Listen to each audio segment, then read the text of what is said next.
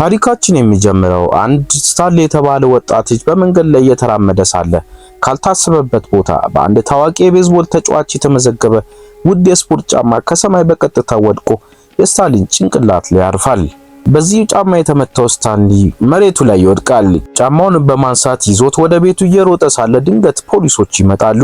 ፖሊሶቹም ወዲያውኑ በስርቆት ወንጀል በቁጥጥር ስር ያውሉታል። ዳኛውም ሁለት ምርጫ ይሰጠዋል። ወይ እስር ቤት መግባት ወይ ወደ ካምፕ ግሪን ሌክ ወይም ወደ አረንጓዴ ሐይቅ ካምፕ መሄድ። ስታንሊ ጥሩ የበጋ መዝናኛ ካምፕ መስሎት ሐይቁን መረጠ። እዛም እንደደረሰው አረንጓዴ ነገርም ጨርሶ አይታይም። በቴክሳስ በረሃ ውስጥ የሚገኝ ለታዳጊ ወንጀለኞች ማረሚያነት የሚያገለግል ቃጠሎ የበዛበት ደረቅ ምድር ነው። ካምፑ የሚመራው ፍጹም አእምሯቸው በተዛባ አዋቂዎች ነው።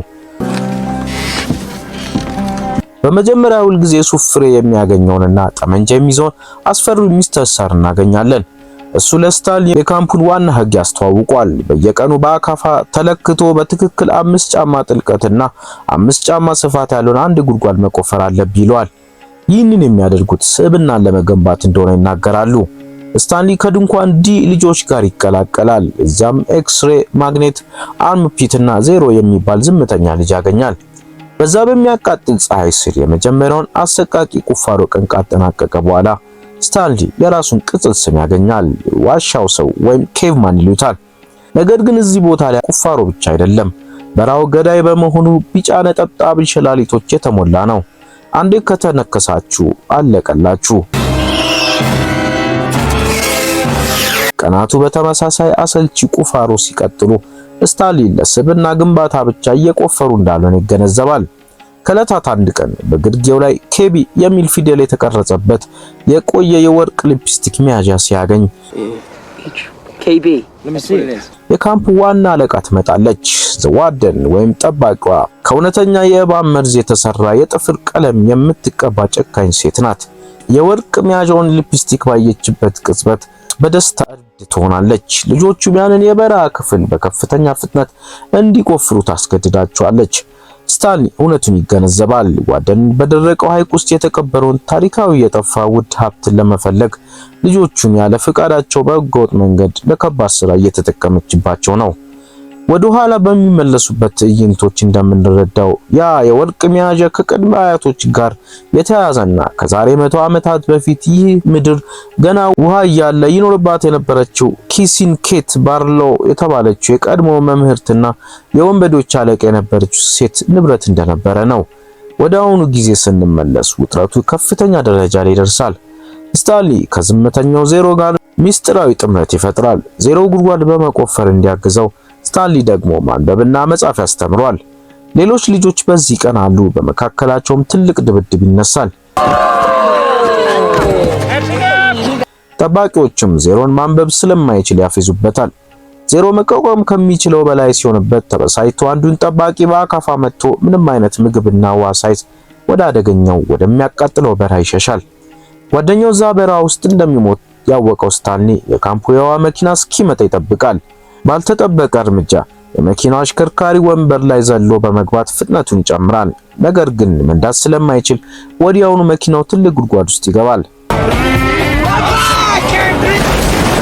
ተስፋ ለመቁረጥ ያልፈለገው ስታንሊ የተሰባበረውን መኪና ትቶ ጓደኛውን ለማዳን ወደ ተከለከለውና ወደሚያቃጥለው በረሃ በእግሩ ይሮጣል። ስታንሊ በበረሃው አሸዋ ላይ ለሰዓታት ከተጓዘ በኋላ በታምር ጓደኛውን ዜሮ በሕይወት ያገኘዋል።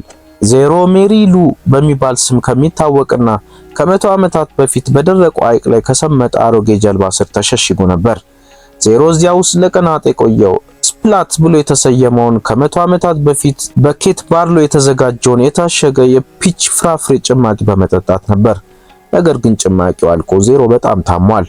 ስታንሊ ጓደኛውን ለማዳን ሲል በሩቅ ወደሚታየውና የእግዚአብሔር አውራ ጣት ተብሎ ወደሚጠራው ትልቅ ተራራ ዜሮን በጀርባው አዝሎ መውጣት ይጀምራል። ይህ ተራራ ስታንሊ በታሪክ እንደሚገመተው ቅድመ አያቱ በኬት ባርሎ ተዘርፎ በበረሃ ውስጥ በነበረበት ወቅት የተጠለለበትና የተረፈበት ቦታ ነው። ተራራው ላይ ሲደርስ ስታንሊ ጫካው ውስጥ ይወድቃል። ይህ ጫካ ደግሞ እዚያ አካባቢ ውሃ እንዳለ ማረጋገጫ ነበር። እዚያም የዱር ቀይ ሽንኩርት ያገኛል። ውሃውን እየጠጡና ቀይ ሽንኩርቱን እየበሉ ጥንካሬያቸውን ይመልሳሉ። እዚህ ላይ ነው እንግዲህ የፊልሙ ትልቁ ሚስጥር የሚገለጠው።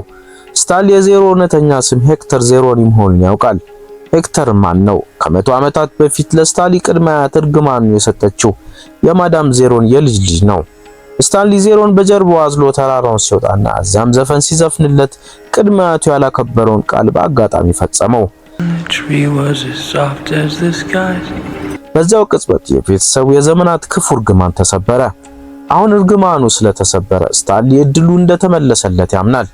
ሁለቱ ልጆች በምሽት ተደብቀው ወደ ካምፕ ግሪን ሌክ ይመለሳሉ። ዓላማቸው ስታሊ መጀመሪያ ላይ ያንን ወርቅ ሊፕስቲክ ያገኘበትን ትክክለኛ ጉድጓድ ፈልገው ትልቁን ሳጥን ማውጣት ነው። ሌሊቱን ሙሉ ሲቆፍሩ አድረው በመጨረሻ አንድ ትልቅ የብረት ሳጥን ያገኛሉ።